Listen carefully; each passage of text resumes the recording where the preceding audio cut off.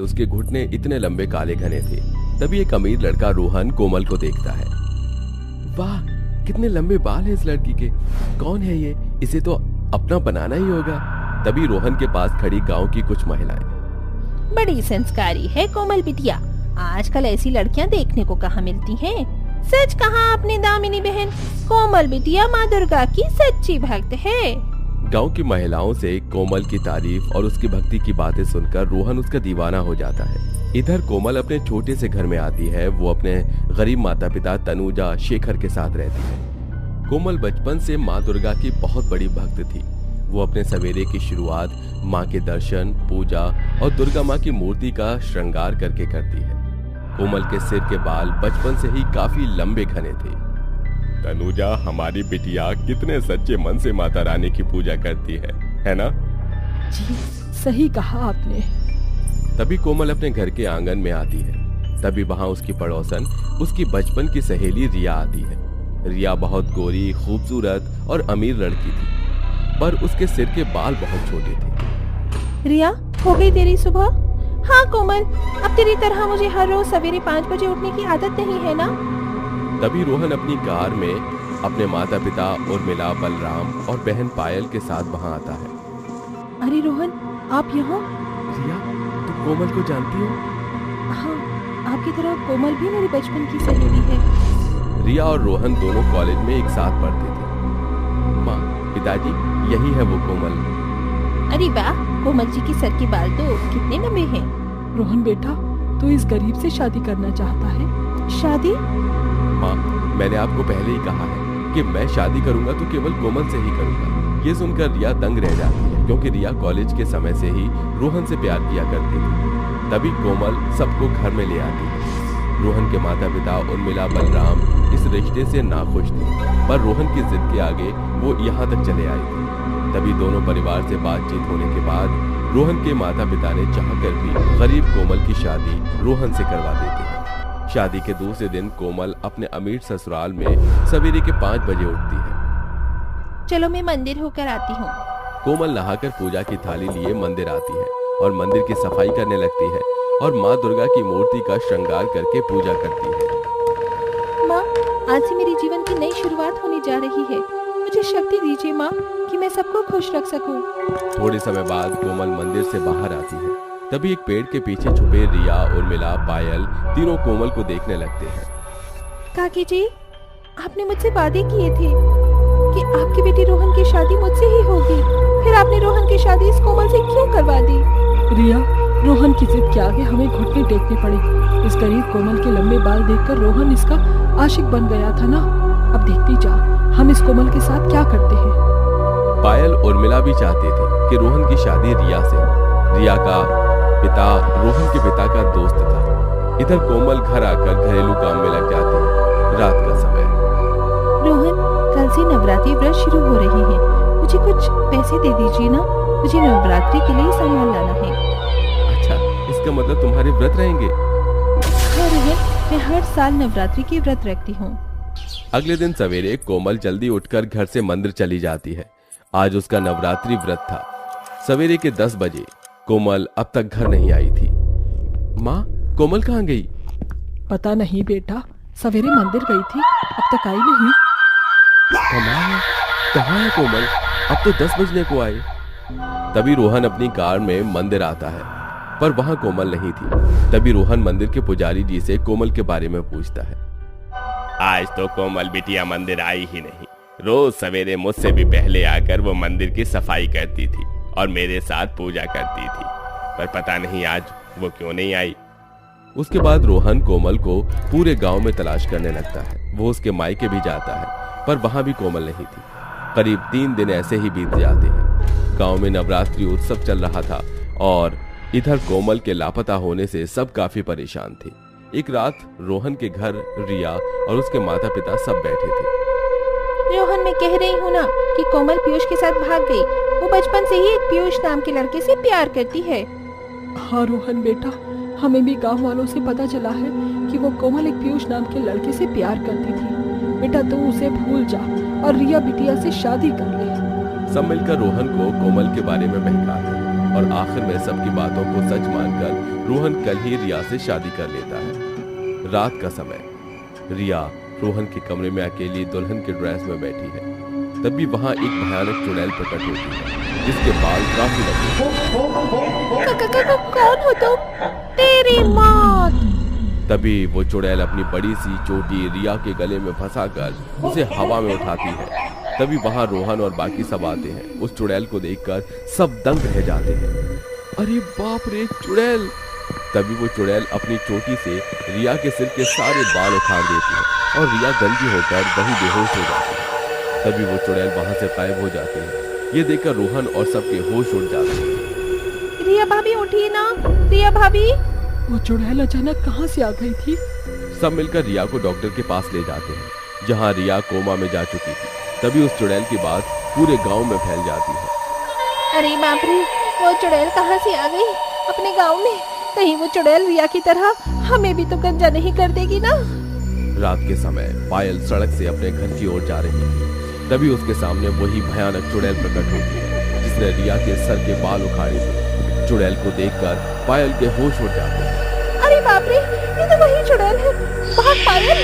पायल भागने लगती है। तभी वो चुड़ैल अपनी लंबी चोटी से पायल के सिर के बाल पकड़ लेती है। छोड़ दो मुझे, छोड़ दो चुड़ैल, मुझे छोड़ दो। मैंने तुम्हारा क्या बिगाड़ा है? मेरी दुनिया उजाड़ कर कहती है, क्या बिगाड़ा है तूने? मैं वही कोमल हूँ जिसे रिया तेरी माँ तूने जान से मारा था। रिया को तो मैंने सजा दे दी, अब तेरी बारी है। ये सुनकर पायल के होश उड़ जाते हैं। तभी चुड़ैल पायल के सिर के सारे बाल उखाड़कर उसे भी पटक पटक कर बेहोश कर देती है। अगले दिन सवेरे पायल भी कोमा में जा चुकी थी। ये देखकर गांव वाले और कड़ी दहशत में आ जाते हैं। ये सब क्या हो रहा है हमारे साथ? पहले रिया बहू के साथ उस चुड़ैल ने ऐसा किया और अब पायल बिटिया के साथ। आखिर क्या बिगाड़ा है हमने उस चुड़ैल का?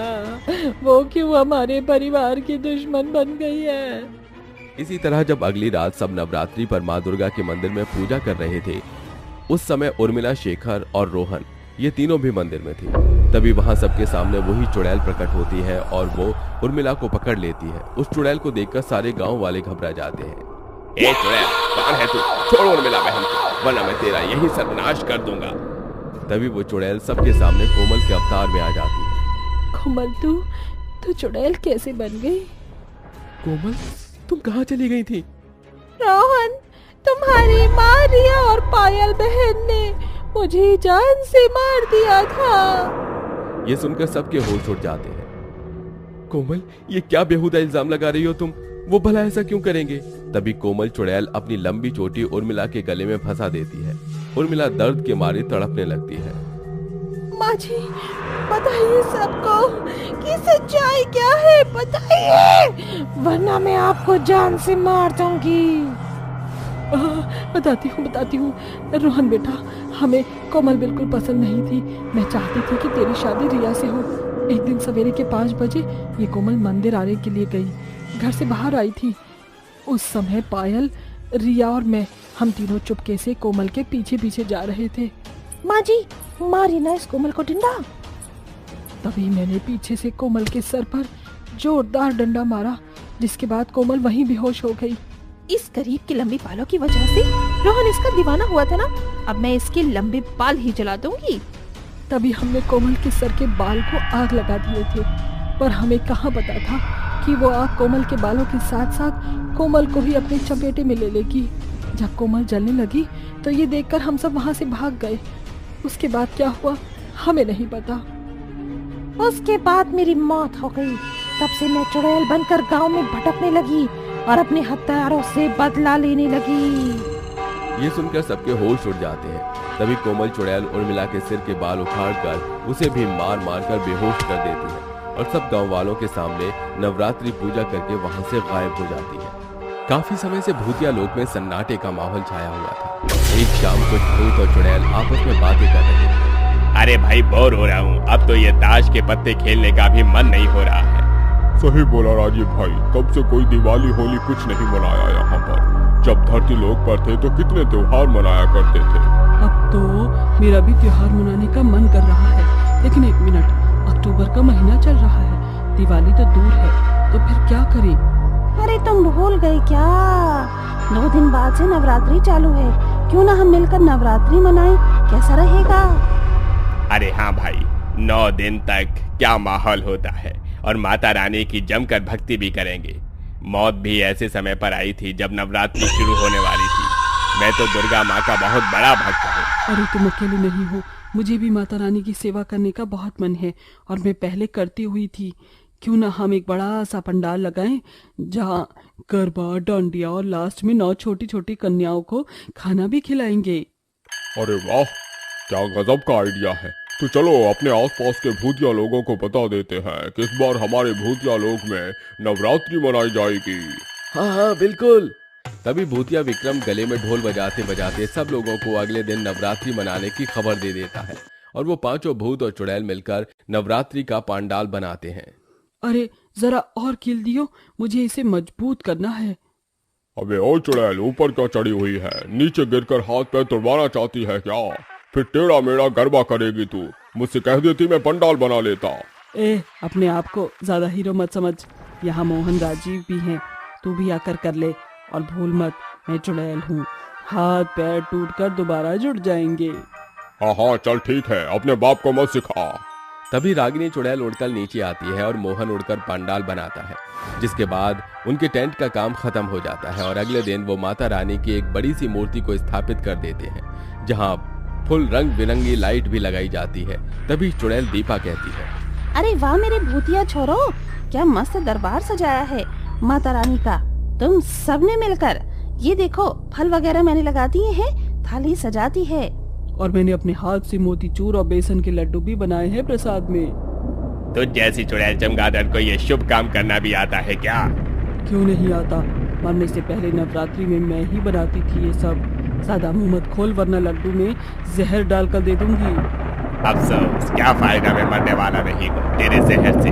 हाँ, पर जो तू ये गंदे गंदे जोक मारती है ना, उससे जरूर कुछ हो जाएगा मुझे। शट अप गाइस, मुहूर्त हो गया है, पूजा आरंभ करो। ठीक है, मैं करती हूँ। जय करा शेरावाली दा, बोल साची दरबार की जय। तभी सारे भूत और चुड़ैल माता रानी के दरबार में हाथ जोड़ते हैं, तो कुछ डमरू ढोलक लेकर खड़े हो जाते हैं और कुछ घंटियां बजाते हैं। अम्बे तो है जगदम्बे काली, जय दुर्गे खप्पर वाली, तेरे ही गुण गाएं भारती, ओ मैया हम सब उतारे तेरी आरती। शेरावाली दा बोल सांचे दरबार की जय। पहाड़ों वाली माता की जय। अरे वाह, आनंद आ गया आरती करके। ये तो है, एक अलग ही शांति मिली है। हाँ चलो, अब प्रसाद ले लो। तभी रागिनी चुड़ैल सबको प्रसाद बांट देती है, लेकिन जिया नाम की एक चुड़ैल प्रसाद लेने से इनकार कर देती है। ये क्या कर रही हो? माता रानी के प्रसाद को कभी मना नहीं करते हो, ये अच्छा ही है हमारे लिए।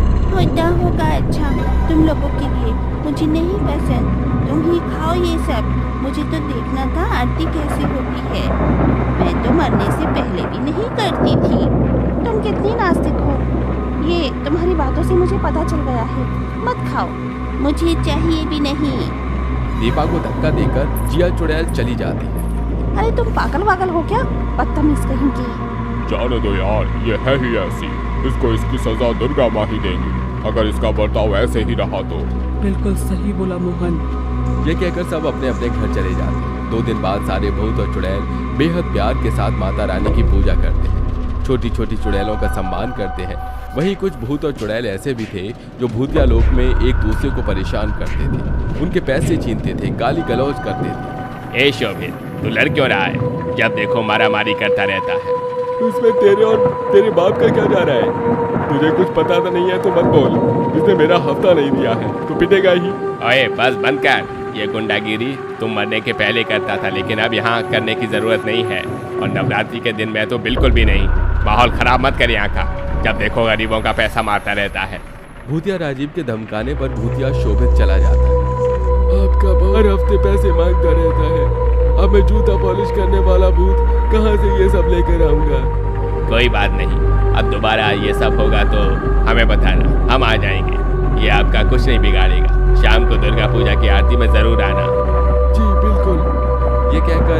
राजीव चला जाता है। इस तरह नवरात्रि के 9 दिन तक सारे भूत और चुड़ैल मिलकर अच्छे से माता रानी की पूजा करते हैं। इतना ही नहीं, रात में गरबा और डांडिया का जश्न भी हुआ करता था। फिर 9वें दिन 9 छोटी चुड़ैल कन्याओं को बुलाकर दीपा रागिनी चुड़ैल उनके पैर धोती है, माता की चुन्नी उड़ा देती है और प्यार से भरपेट उन्हें खाना खिलाती है। बच्चों, तुम्हें और खाना चाहिए तो बताओ। नहीं नहीं, मुझे हलवा चाहिए, वो बहुत अच्छा लग रहा है, मीठा मीठा। ये ले बेटा नारियल खा, तुम खत्म करके जाना माता रानी का प्रसाद है। ठीक है चुड़ैल आंटी। यहाँ पर आकर कन्याओं के पैर छुओ, इनका आशीर्वाद लो। हाँ हाँ बिल्कुल। आ रहे हैं, पहले अपनी कन्याओं को उनके तोहफे तो दे दें। देखो तुम्हारे लिए सुंदर सुंदर कपड़े हैं, ईयर बैंड है, चूड़ियां हैं, ये लो ये लो। तभी पांचों भूत और चुड़ैल छोटी कन्याओं के पैर छूते हैं, जिसके बाद वो तोहफा लेकर अपने अपने घर चली जाती हैं। तभी माता रानी की बड़ी मूर्ति से एक तेज रोशनी में माता रानी प्रकट होती हैं और कहती हैं, मेरे प्रिय संतानों, मैं तुम सबसे अत्यंत प्रसन्न हूँ। भूतिया लोक में होने के बावजूद भी तुम सबने मिलकर इतने अच्छे से नवरात्रि का त्योहार मनाया, मेरी सेवा की और गरीब लोगों की मदद भी की। इसीलिए मैं तुम सबको आशीर्वाद देती हूँ। तुम सबकी शक्तियाँ समय समय पर अच्छाई करने पर बढ़ जाएंगी, लेकिन यदि कुछ गलत किया तो शक्तियाँ विघटित भी हो जाएंगी। शुक्रिया माता रानी, आपके साक्षात दर्शन पाकर हम बहुत खुश हो गए। हम आपका कोटि कोटि प्रणाम करते हैं माता रानी, ऐसे ही अपनी कृपा हम पर बनाए रखना। माता रानी, आपने हमें आशीर्वाद क्यों नहीं दिया? हाँ माता रानी। भूलो मत, मैंने अभी क्या कहा था, पापियों को शक्तियाँ बिल्कुल नहीं मिलेंगी। अगले साल अच्छे कर्म करना, फल खुद प्राप्त हो जाएगा। तभी दुर्गा माँ अंतर्ध्यान हो जाती है, जिसके बाद पापियों को उनकी सजा मिल जाती है और अगले साल वो फिर से नवरात्रि की पूजा करते हैं, जिससे उन्हें सौभाग्य स्वरूप माता रानी का आशीर्वाद मिलता है और वो सब खुशी खुशी भूतिया लोक में रहने लगते हैं।